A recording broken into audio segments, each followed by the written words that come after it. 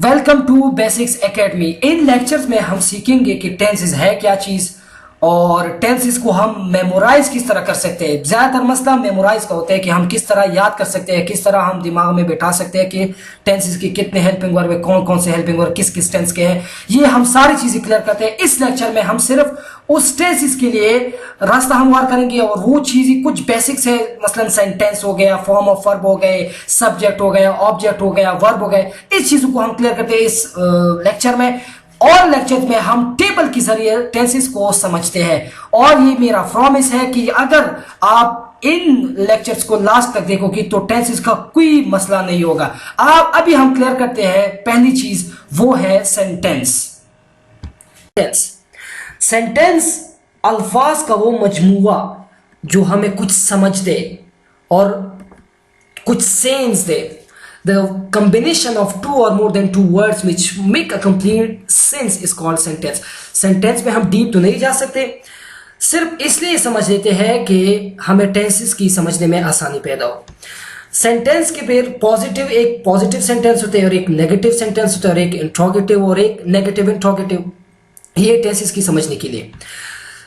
Positive वो sentence जिसमें ना नफी हो, ना नॉट हो, ना पूछना हो, क्वेश्चंस हो और ना क्वेश्चन मारी समझने के लिए, और ये भी क्वेश्चन दिए सिर्फ साइन है। फॉर एग्जांपल मैं कहूं कि मैं लेक्चर दे रहा हूं, अब इसमें ना नफी है, ना पूछना है, ना कोई क्वेश्चन है। अब मैं कहूं for example I eat an apple, मैं सेब खाता हूं, ये सिंपल है, ना कोई इसमें नफी है, ना कोई इसमें सवाल पूछना है। दूसरा एग्जांपल हम देख लेते हैं, दे प्ले फुटबॉल, वो फुटबॉल खेलते हैं, नफी है, ना क्वेश्चन है।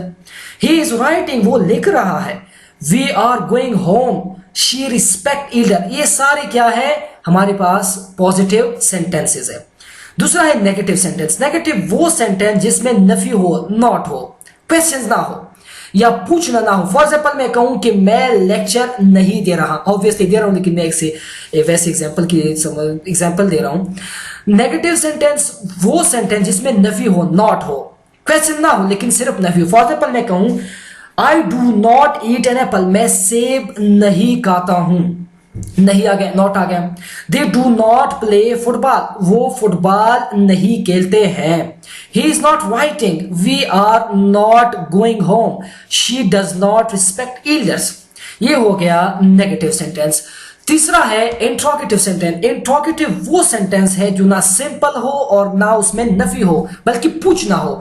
फॉर एग्जाम्पल मैं कहूं do I eat an apple, क्या मैं सेब खाता हूं, ये पूछना है। या मैं अगर किसी से कहूं कि क्या आप लेक्चर सुन रहे हो, ये क्या हो गया सेंटेंस पूछना, इंट्रोगेटिव सेंटेंस हो गया। या इज ही राइटिंग, क्या वो लिख रहा है। ये सारे हम चीज समझते हैं कि आईएनजी फॉर्म क्या है, ये आईएनजी क्यों आ गया, इस पहले क्यों आ गया, ही, ये वगैरह, ये डू डज, ये सारे हम बाद में समझ लेते हैं। ये सिर्फ समझने के लिए ताकि टेंसेस की समझने में आसानी हो। चौथा एग्जांपल है आर वी गोइंग होम, क्या हम घर जा रहे हैं, पूछना है। डज शी रिस्पेक्ट एल्डर्स, ये भी पूछना है। चौथा है हमारे पास नेगेटिव इंट्रोगेटिव। नेगेटिव इंट्रोगेटिव वो सेंटेंस होता है जिसमें नफी भी हो और पूछना भी हो। फॉर एग्जाम्पल क्या मैं फुटबॉल नहीं खेलता हूं, इसमें पूछना भी है और नफी भी है। या फॉर एग्जाम्पल मैं कहूं, इधर एग्जाम्पल्स हैं, do I not eat an apple, क्या मैं सेब नहीं खाता हूं। या do they not play football, sorry यहां पे प्ले मिस हो गया है। या इज ही नॉट राइटिंग, यहां पे भी कुछ गलती हो गई है। Are we not going home, does she not respect elders. ये तीसरा जुमला किस तरह होगा, is he not play, is he not writing, ये प्ले नहीं है। इज ही नॉट राइटिंग, ये प्ले नहीं है। फिर फॉर एग्जाम्पल ये are we not going home या do they not play, play यहां पे मिस हो गया, आप खुद लिख दें कॉपी पे। ये हो गया सेंटेंस के बारे में कुछ इंट्रोडक्शन। यानी सेंटेंस हमारे पास कितने किस्म के होते हैं, पॉजिटिव और भी होते हैं, लेकिन ये सिर्फ टेंसेस की समझने के लिए। पॉजिटिव जो सिर्फ सिंपल जुमला जिसमें ना नफी और ना पूछना हो। नेगेटिव सेंटेंस जो नफी हो जिसमें नॉट हो। इंट्रोगेटिव सेंटेंस जिसमें पूछना हो। नेगेटिव इंट्रोगेटिव जिसमें पूछना भी हो। और हम समझ लेते हैं कि सेंटेंस की कुछ हिस्से होते हैं, सेंटेंस में कुछ हिस्से होते हैं। एक को हम सब्जेक्ट कहते हैं, एक को हम वर्ब कहते हैं और एक को हम ऑब्जेक्ट कहते हैं। सब्जेक्ट जुमले में जो काम कर रहा हो उसको सब्जेक्ट कहा जाता है। फॉर एग्जाम्पल, मैं लेक्चर दे रहा हूं, इसमें मैं काम कर रहा हूं, मैं जो हो गया मैं सब्जेक्ट हो गया। या फॉर एग्जाम्पल, आप लेक्चर सुन रहे हो, आप क्या हो गए, सब्जेक्ट हो गए। फॉर एग्जाम्पल यहां पे I am playing hockey, in this sentence subject is I. जो काम कर रहा हो, काम करने वाले को हम इंग्लिश या सेंटेंस के हिस्से में क्या कहते हैं, सब्जेक्ट कहते हैं। वर्ब दूसरा, जुमले में बसाते खुद काम को हम क्या कहते हैं, वर्ब। फॉर एग्जाम्पल मैं कहूंगा कि आप लेक्चर सुन रहे हो, ये सुनना जो है, सुनना क्या है, वर्ब है, काम को हम क्या कहते हैं, वर्ब। या मैं लेक्चर दे रहा हूं, ये देना क्या है, ये क्या है, वर्ब। बसाते खुद काम को हम क्या कहते हैं, वर्ब। या फॉर एग्जाम्पल यहाँ पे हम एग्जाम्पल दे चुके हैं, I am playing hockey, in this sentence verb is क्या, प्लेइंग। प्लेइंग क्या है, काम करना है, खेलना है। तीसरा है ऑब्जेक्ट, जुमले में जिस पर काम किया जा रहा हो। मसलन मैं कहूं कि मैं फुटबॉल खेल रहा हूं या आप खाना खा रहे हो। अब मैं जो हो गया ये क्या है, सब्जेक्ट, वर्ब, खाना हो गया। जो खा रहे हो क्या हो गया, ऑब्जेक्ट। फॉर एग्जाम्पल मैं कहूं कि मैं सेब खा रहा हूं, यहां पे ऑब्जेक्ट क्या हो गया, सेब, जिस पर काम किया जा रहा हूं। या यहां पे मैं कहूं I am playing hockey, in this sentence object is what, hockey, hockey पे काम हो रहा है। दोबारा समझते हैं, सब्जेक्ट काम करने वाला, जुमले में काम करने वाले को हम क्या कहते हैं, सब्जेक्ट। वर्ब, जो काम है उसको हम क्या कहते हैं, वर्ब। और तीसरा ऑब्जेक्ट, जिस पर काम किया जा रहा हो उसको हम ऑब्जेक्ट। ये सारे किस चीज के लिए हम समझ रहे हैं, टेंसेस को। बाकी हम समझते हैं टेंसेस, इनवर्टिबल, सारी चीजें। वादा करता हूं अगर आखिरी तक ये वीडियो देखोगे तो टेंसेस की गारंटी है कि आपको कोई मसला फिर नहीं होगा। लेकिन शर्त यह है कि आप आखिरी तक वीडियो देखोगे। समझते हैं वर्ब, ये टेंस के लिए हम और कुछ चीजें समझ लेते हैं। उसमें है वर्ब के एक फॉर्म्स ऑफ वर्ब है और एक हेल्पिंग वर्ब्स है।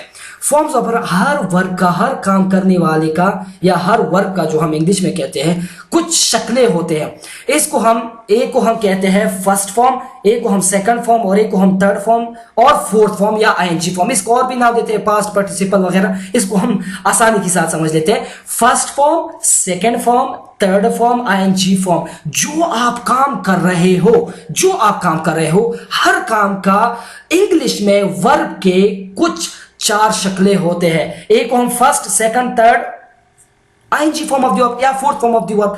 फॉर एग्जांपल, गो, ये went, gone, going. Do, did, done, doing. Do first form, did second, done third form और आईएनजी फॉर्म डूइंग। ये हम इसलिए समझ रहे हैं कि टेंसेस में हम ये काम आएंगे कि किस टेंस में या किस जमाने में फर्स्ट फॉर्म लगाने, किस जमाने में सेकंड फॉर्म लगाने, किस जमाने में थर्ड फॉर्म और किस जमाने में जी फॉर्म। अभी हम टेंसेस के लिए नहीं गए, टेंस हम समझते हैं। ये टेंसेस की कुछ बुनियादी चीजें जो टेंसेस की समझने में आसानी हो, ताकि टेंसेस की समझने में आसानी हो। ये राइट, रोट, रिटन, राइटिंग। अभी राइट किस जमाने में लिखने हैं, किस टेंस में लिखने हैं, अभी हम बाद में देखेंगे। ये रोट किस में लिखने हैं, रिटन किस में, राइटिंग किस में, ये सारे हम समझते हैं। बाकी अभी ये फॉर्म्स ऑफ वर्ब तो क्लियर हो गए। हर वर्ब की 4 शक्लें होते हैं, first form, second form, third form, ING form.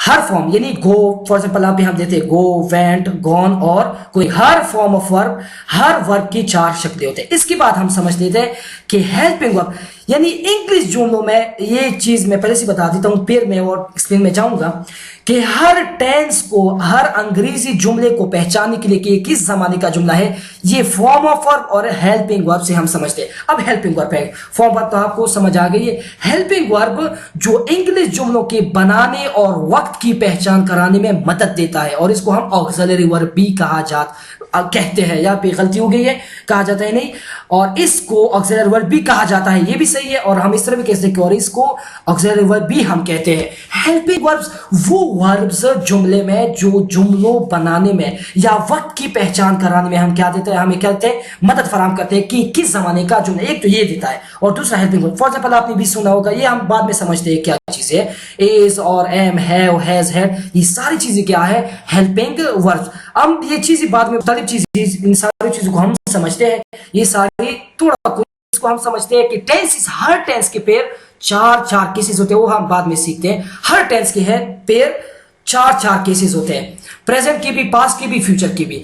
एक को हम कहते हैं इंडेफिनेट और एक को हम कहते हैं कंटिन्यूअस, और एक को हम कहते हैं परफेक्ट, और एक को हम कहते हैं परफेक्ट कंटिन्यूअस। ये प्रेजेंट की भी है, पास्ट की भी है और फ्यूचर की भी है। इंडेफिनेट, कॉन्टिन्यूअस, परफेक्ट और परफेक्ट कॉन्टिन्यूअस टेंस। ये हम बाद में सीखते हैं कि ये क्या चीज है और किस तरह ये टेबल के जरिए हम समझते हैं। एक ही टेबल में हम समझेंगे कि टेंस